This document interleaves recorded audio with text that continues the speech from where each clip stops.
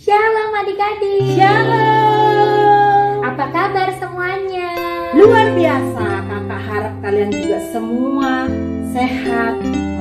Kita mau memuji Tuhan. Adik-adik siap bergirang? Pasti dong. Yuk kita semua bangkit berdiri. Saya bergirang. Mengapa kau bergirang? Saya bergirang. Apa sebabnya? Saya bergirang.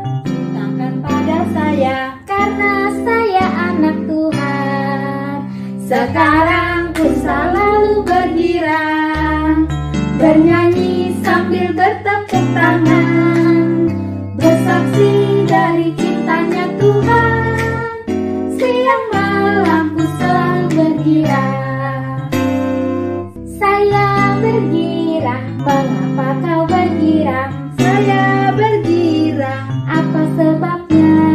saya bergirang, Ceritakan pada saya. karena saya anak Tuhan. Sekarang ku selalu bergirang, bernyanyi sambil bertepuk tangan, bersaksi dari cintanya Tuhan. Siang malam ku selalu bergirang. Adik-adik masih semangat memuji Tuhan? Amin. Haleluya, haleluya, haleluya, haleluya. Puji Tuhan. Haleluya, haleluya, haleluya, haleluya.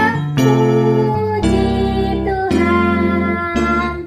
Puji Tuhan. Haleluya, Puji Tuhan. haleluya, Puji Tuhan. haleluya. Puji Tuhan. Haleluya, haleluya, haleluya, haleluya. Puji Tuhan. Haleluya, haleluya, haleluya, haleluya. Puji Tuhan. Puji Tuhan. Haleluya, Puji Tuhan. haleluya, Puji Tuhan. haleluya. Puji Tuhan. Beri tepuk tangan buat Tuhan. Adik-adik, saatnya kita mau mendengarkan firman Tuhan. Mari kita pujikan. Haleluya, haleluya. Haleluya, haleluya, haleluya, haleluya, haleluya, haleluya,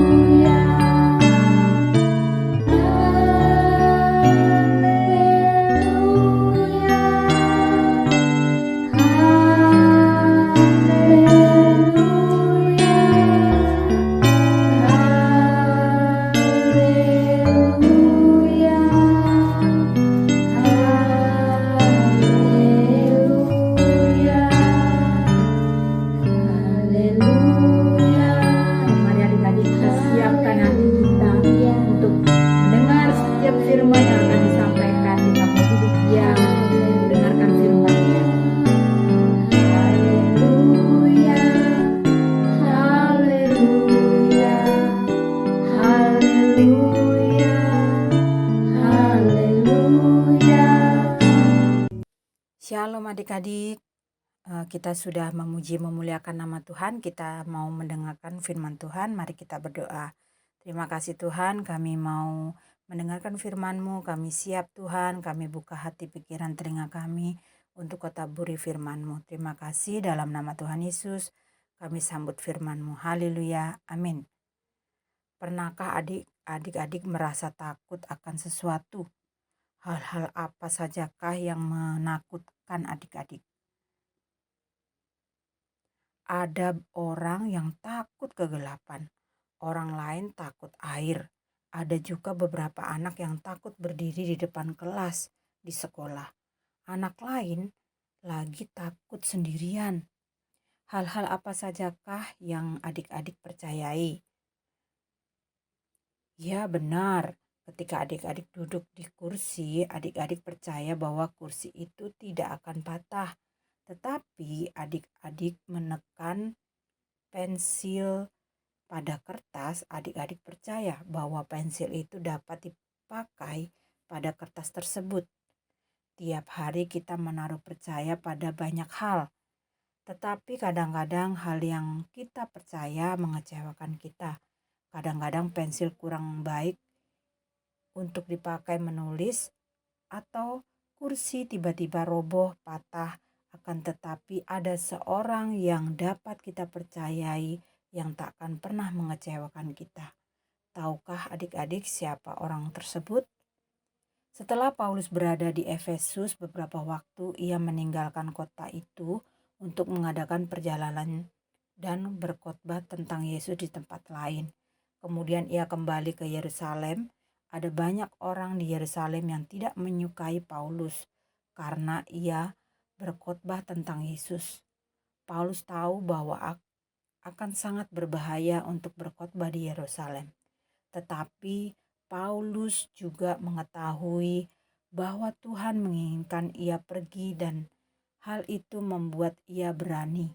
Ia tahu bahwa ia dapat mempercayai Tuhan apapun yang terjadi.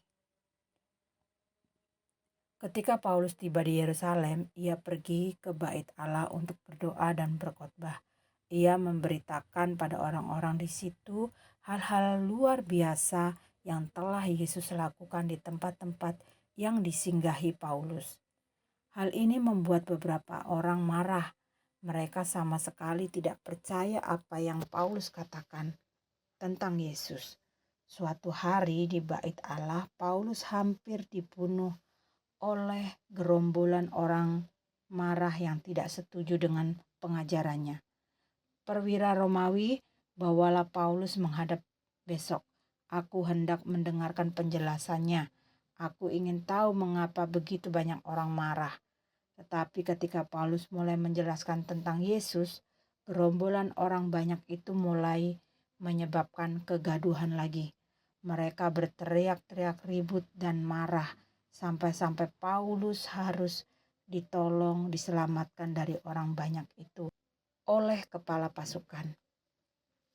Ia membawa Paulus ke suatu tempat yang aman, sementara Paulus menunggu untuk mendapat waktu yang tepat menjelaskan ke perwira Romawi.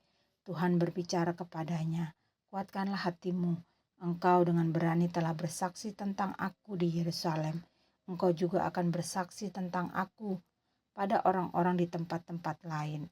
Paulus tahu bahwa Tuhan menyertai dan melindunginya. Hal ini membuat Paulus berani. Akan tetapi, pada hari berikutnya sekelompok orang-orang yang marah mulai membuat rencana. Jumlah mereka lebih dari 40 orang. Mereka berjanji bahwa mereka tidak akan makan dan minum sampai mereka telah membunuh Paulus. Orang-orang ini pergi kepada imam-imam kepala dan memberitahu rencana mereka. "Mintalah agar kepala pasukan membawa Paulus kepadamu besok," kata orang-orang yang marah itu. "Katakan kepadanya bahwa engkau ingin mengajukan beberapa pertanyaan kepada Paulus. Kami akan bersembunyi di jalan.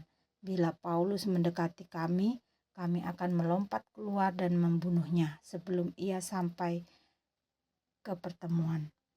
Imam Bait Allah, hahaha, sebuah rencana yang baik.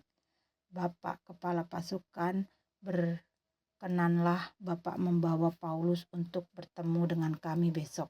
Kami hendak mengajukan beberapa pertanyaan kepadanya. Perkenankan dengan keyakinannya. Tampaknya seperti rencana rahasia yang sempurna, tetapi ternyata ada orang lain yang mendengar rahasia itu. Seorang anak laki-laki yang tanpa sepengetahuan mereka sedang mendengarkan dengan seksama setiap kata yang dikatakan orang-orang itu. Dan anak itu ternyata masih keponakan Paulus. Mendengar rencana jahat itu, ia awalnya menjadi takut. Wah, ada yang berusaha untuk membunuh paman Paulus. Apa yang seharusnya aku lakukan? Tak pantas bila aku berdiam diri dalam. Maka pergilah anak itu untuk memberitahukan hal itu kepada Paulus. Tetapi bagaimana aku dapat melakukannya? Paman Paulus sedang dijaga ketat oleh para pengawal. Dan juga kalau komplotan orang-orang itu mengetahui bahwa akulah yang telah mendengar rencana mereka, maka mereka dapat melukai bahkan membunuhku. Anak itu perlu mengambil keputusan dengan tepat dan cepat. Akhirnya keponakan Paulus tetap berkeputusan wajib menyelamatkan nyawa pamannya. Tak ada orang lain yang mendengar rencana jahat itu. Hanya dia yang dapat menolong Paulus. Ia perlu keberanian besar, tetapi Tuhan memberi keberanian pada orang-orang yang melakukan hal yang baik. Dengan beraninya keponakan Paulus berjalan ke tempat Paulus sedang ditahan. Rasanya jalannya panjang.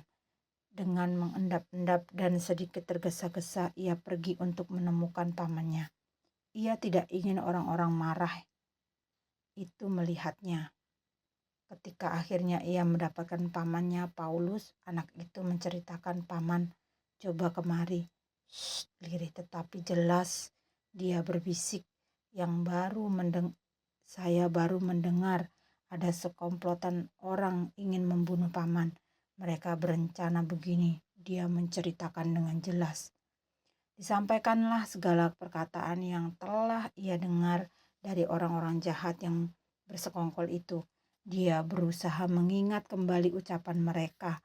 Dengan segera Paulus memanggil salah seorang pengawal dan meminta dia membawa anak itu menghadap kepala pasukan. "Beritahu kepada kepala pasukan tentang segala hal yang telah kamu ceritakan kepadaku. Jangan lupakan sesuatu yang telah kamu katakan," kata Paulus pada keponakannya. Pengawal itu berjalan dengan keponakan Paulus di sampingnya. Mereka segera menghadap kepala pasukan. "Paulus, orang tahanan itu memanggil aku dan meminta supaya aku membawa anak muda ini kepadamu," kata pengawal itu kepada kepala pasukan. "Ada seorang yang penting yang perlu memberitahukannya kepadamu." Kepala pasukan itu membawa keponakan Paulus ke samping. "Katakan kepadaku, mengapa pamanmu mengutus engkau datang kepadaku?"